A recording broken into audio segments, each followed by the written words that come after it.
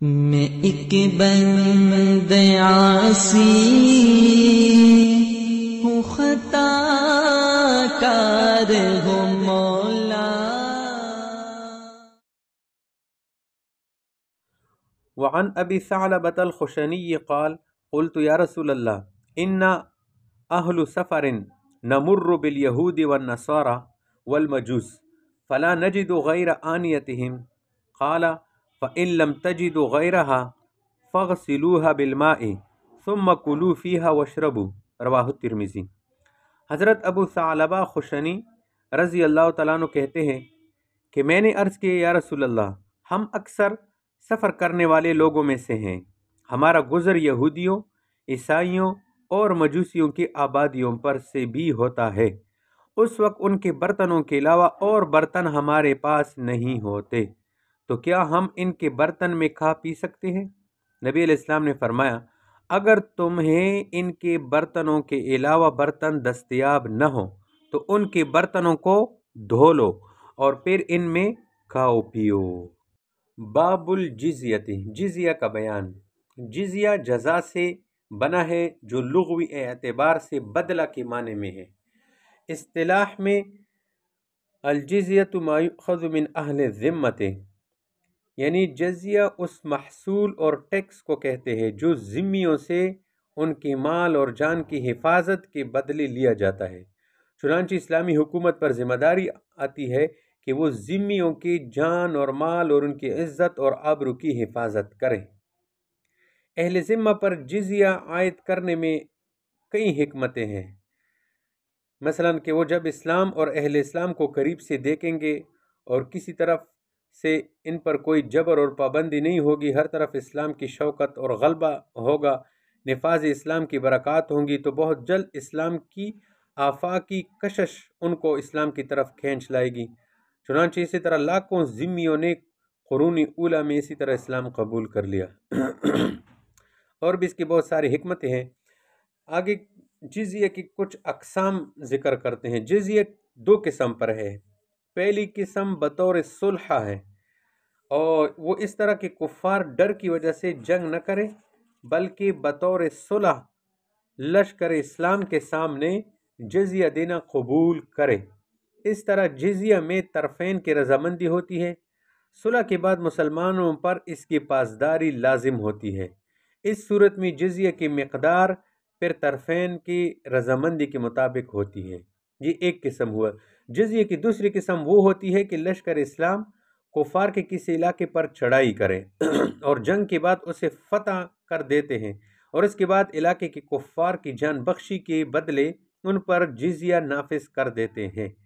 اس میں وقت کے خلیفہ اور امیر الحرب کی مرضی ہوتی ہے کہ وہ کتنا جزیہ مقرر کرتے ہیں، کفار کی مرضی نہیں ہوگی۔ اب ذمیوں کے لیے اسلام کی طرف سے شرائط ہے کچھ۔ جزیہ ادا کرنے کے ساتھ ساتھ اسلام ذمیوں پر چند شرائط عائد کرتے ہیں۔ مثلا پہلا شرط یہ ہے کہ ذمی جو ہے جہاں بھی رہ رہا ہو مسلمانوں کے ملک میں یا مسلمانوں کے انڈر، تو وہاں یہ نیا گرجا یا عبادت خانہ تعمیر نہیں کریں گے۔ اسی طرح ذمی اپنی عبادات کا سرعام تشہیر نہیں کریں گے۔ نمبر 3، اسلامی قوانین اور قواعد کے تحقیر اور توہین سے اجتناب کریں گے۔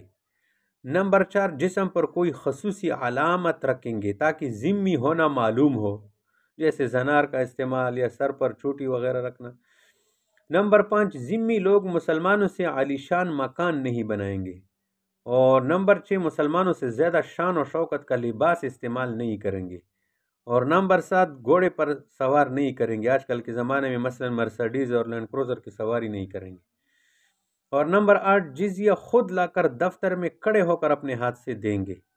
اور نمبر 9، اگر مسلمان محصل یعنی حاصل کرنے والا ان کے پاس گیا تو ذمی کو گریبان سے پکڑ کر جھٹکا دے کر جزیہ وصول کرے گا۔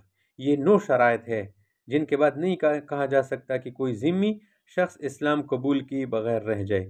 تو جزیہ مقرر کرنا در حقیقت اسلام کی ایک دعوت ہے، لیکن آج کل مسلمان اتنے کمزور ہو گئے کہ ان باتوں کو زبان پر لانا بھی گوارا نہیں کرتے، ورنہ حقیقت تو یہ ہے کہ جو کافر اپنے خالق اور مالک کا باغی ہو جاتا ہے ان کے ساتھ یہ سلوک کرنا इस सलूक करना भी उनकी रियायत है। मगर जो लोग गयूर मुसलमान थे वो मिट्टी की नीचे दफन है, वो मिट्टी के ऊपर जो है बस अल्लाह माफ़ फरमाए कैसे लोग रह गए। वो एक शायर कहते हैं ना कि गुल गए गुलशन गए फूलों के पत्ते रह गए, और जो लोग थे वो मर गए उल्लू के पट्टे रह गए। तो बाहर कैफी जिज़िया के बारे में कुछ थोड़ी सी तफसील बता दी। अब इसके मुतालिक हदीसी पढ़ते हैं।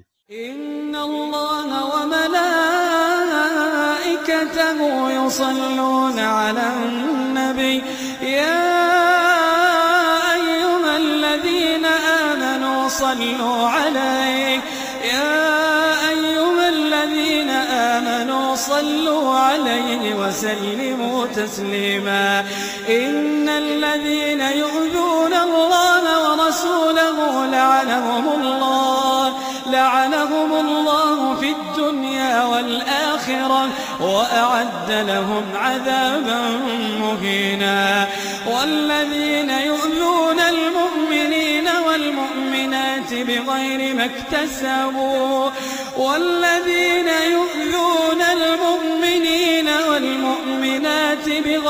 ما اكتسبوا فقد احتملوا بهتانا وإثما مبينا.